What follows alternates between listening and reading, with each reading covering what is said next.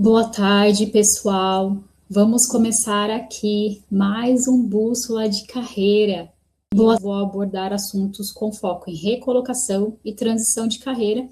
E cada segunda-feira eu trago um tema diferente, sempre focado em currículo, LinkedIn, preparação para entrevista com base em comportamento e GUP. Bom, eu vou falar do último tópico aqui, como prometido lá no início.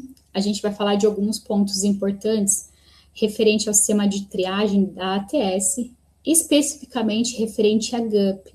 Como eu faço parte aí do time de GUP Experts, então a gente recebe um treinamento sobre a plataforma e com esse treinamento eu sempre trago conteúdo aqui para gerar clareza para vocês, porque eu sei que houve um movimento muito forte de profissionais que ali simplesmente rejeitaram muito a plataforma por uma falta de entendimento, mas a gente vai esclarecer alguns pontos aqui, que são as dúvidas que normalmente o pessoal tem referente à GUP, tá bom?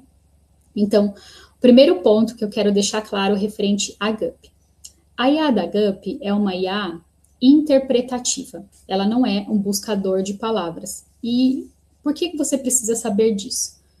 Porque essa IA, ela vai ler tudo que você respondeu lá na plataforma.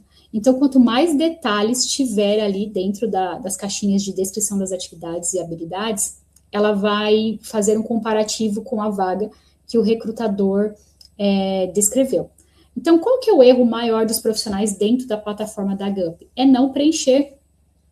É igual a questão do LinkedIn, as pessoas não preenchem LinkedIn, não preenchem GUP, aí reclamam ali que não são chamados. Então, assim, você tem que preencher, tem que tirar um tempo com atenção para preencher todos os campos da GUP. E essa IA, ela vai fazer essa interpretação daquilo que você escreveu lá para fazer o comparativo com a vaga. Por isso que você precisa ser coerente. Então, vamos lá. Se eu sou uma analista financeira, uma analista de RH, toda a minha trajetória precisa falar nesse contexto, porque senão não vai dar match com a vaga. Aí o profissional vai ficar lá esperando essa oportunidade e não vai vir. E como que você descreve essas atividades na GUP? É muito parecido quando a gente faz a estruturação de currículo. E dentro da plataforma você pode ter um pouco mais de detalhes, né? Então, elaborar tal atividade através da ferramenta tal, realizar tal atividade para colaborar com a tomada de decisão, elaborar e monitorar KPIs através de Power BI. Então, é mais ou menos nessa linha que a gente faz também a descrição. A GUP, ela tem uma página no LinkedIn e tem no Instagram também, onde as meninas estão o tempo todo compartilhando conteúdo referente a isso, justamente para que a pessoa candidata, ela consiga ali ter mais clareza dentro da plataforma, tá? Outro ponto que eu queria reforçar com vocês referente à GUP é o quê? Muitas pessoas reclamam, mas a GUP não me dá retorno, mas a GUP me eliminou, mas a GUP não sei o quê. Gente, a GUP é uma plataforma que ela oferece um serviço de recrutamento, né? Ela presta serviço para a empresa que contrata. Então, eu sou do RH, eu vou lá, eu contrato a plataforma da GUP para fazer a triagem de currículo para mim. E quem é responsável por administrar sou eu, o RH, não é a GUP. Então, quando você está no processo da GUP e você não recebe retorno, não tem avanço do seu processo, ou você é eliminado ali por algum motivo, tudo isso é feito pela pessoa do RH. Não existe um funcionário da GUP lá falando, eu vou eliminar esse fulano. Não existe. Não existe a IA da GUP tomando decisão. A GUP, ela não toma decisão. Quem toma a decisão é o recrutador, é o RH, a pessoa ali que contratou essa plataforma de serviços para fazer o recrutamento. Seja o gerente, seja o RH, seja quem for da empresa. Mas não é a GUP, isso eu queria frisar muito. Não é ninguém da GUP que faz os processos, ela só oferece a plataforma. O que a IA faz? A IA, ela vai fazer a leitura do seu currículo, comparando com o perfil da vaga, e ela vai fazer um ranqueamento. Então, esse perfil que parece que atende muito mais, que tem muita aderência ali com o perfil da vaga, ela vai fazer um ranqueamento. Então, ela vai colocar assim, esse aqui tem nível alto de aderência, esse tem nível baixo, e ela vai sinalizando, mas todos os perfis, eles ficam disponíveis para o recrutador. O recrutador pode olhar todos, não existe viés dentro da plataforma da GUP. não tenha, e a GUP bate muito nessa tecla de não ter viés, por isso que ele sempre aperfeiçoa a questão da IA deles.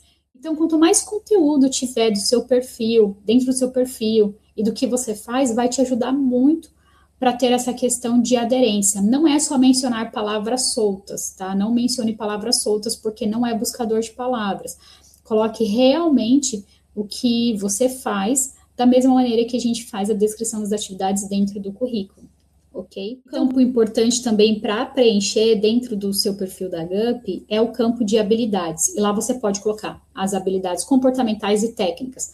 São 30 habilidades que esse campo ele permite, então sempre preencha. Então, ferramentas importantes da sua área, atividades importantes da sua área e o comportamental que é relevante para a sua área, preencha lá. Uma coisa que você não pode fazer na GUP é deixar de preencher os campos. Assim como o LinkedIn, não pode deixar os campos vazios. Então, no campo de experiência, onde vai ter a questão da formação acadêmica e cursos, também tem a experiência profissional, então você preencha com todas as informações. Então, tire um tempo para fazer GUP, né? Não faça com pressa, não faça de qualquer jeito e não tenha preguiça de preencher as informações, porque não preencher essas informações vai prejudicar, sim, o seu ranqueamento dentro da vaga que você está se candidatando. Perfeito? Um campo importante que a gente tem dentro da GUP, que é ali quando você se candidata para a vaga, é o campo apresente-se. Esse campo foi colocado justamente por pedido das pessoas candidatas, porque a GUP faz essa pesquisa justamente pela preocupação. Ela percebeu, né, essa movimentação das pessoas rejeitarem a plataforma, e hoje eu entendo justamente pela posição do RH de não usar a plataforma da maneira correta, não dando feedback para as pessoas, deixando processos abertos sem retorno. Então, isso gera muito desconforto para o candidato. Então, esse campo apresente foi colocado justamente porque as pessoas perguntavam muito. Eu posso modelar o meu currículo para cada vaga? Não, não pode. Você vai ter um perfil na GUP com uma descrição das atividades focada na área que você está buscando e não dá para ter dois. O que é o campo apresente? É justamente quando você vai ali se candidatar para a vaga, ele abre esse campo apresente e ali você pode trazer algo mais específico e conectado com a vaga. Então, você tem a oportunidade de ter mais aderência no campo apresente ali, porque você vai descrever as atividades dentro da experiência lá das caixinhas da GUP. Eu faço isso, isso, isso, isso. Quando você vai no campo apresente, você já pode fazer um resumo focado nas atividades que você já atende a vaga. Então, eu tenho tantos anos de experiência atuando em contas a pagar e contas a receber, especificamente fazendo pagamentos nesse banco, com esse sistema, né? Aí você já usa esse campo para sinalizar para o recrutador que você tem experiência naquilo que a vaga está pedindo. Isso ajuda muito. Então, não deixe de preencher esse campo, ok? Um outro tópico importante que eu vejo as pessoas falando também, nossa, Camila, já fui eliminada da GUP, nem avancei. Isso acontece quando o RH coloca alguma pergunta eliminatória, ou seja, é um requisito inegociável para a vaga. Então, essa pergunta ela vai aparecer logo no início ali da sua candidatura. Vamos supor, para essa vaga você precisa ter disponibilidade para viagem. É obrigatório. Se você colocar sim, ok. Se você colocar não, já está fora, porque é um item obrigatório. Eu preciso que a pessoa tenha CNH e tenha carro próprio. Se você não tem, você não avança. Não minta nessas respostas, porque se você não tem essa solicitação que é inegociável para a empresa e você avançar, ela vai te perguntar. Então, não vai ficar legal para você mentir. Então, quando tem uma pergunta eliminatória que o profissional ele não atende, ali você já vai ser eliminado automaticamente desse processo. Ok, pessoal? Bom, e para encerrar esse tópico da GUP, eu sempre oriento os profissionais que eu atendo em mentoria a usar o portal da GUP como portal de busca também. Normalmente nós usamos o LinkedIn, ali que é muito forte, realmente o LinkedIn é o primeiro lugar que os recrutadores olham, mas tem muitas empresas também que já têm a GUP, e às vezes só colocou na GUP e não colocou no LinkedIn. Então, você pode ali colocar o seu cargo no campo de buscas de vagas ali, você tem alguns filtros que você pode usar, questão de cidade, localização, e fazer a busca diária também dentro da GUP. E uma coisa muito legal que a Gup colocou na plataforma é o selo de feedback. Você vai perceber isso se você fizer alguma busca. O que é o selo de feedback? A Gup, ela listou empresas que seguem o processo certinho dentro da plataforma e que dão retorno para os profissionais.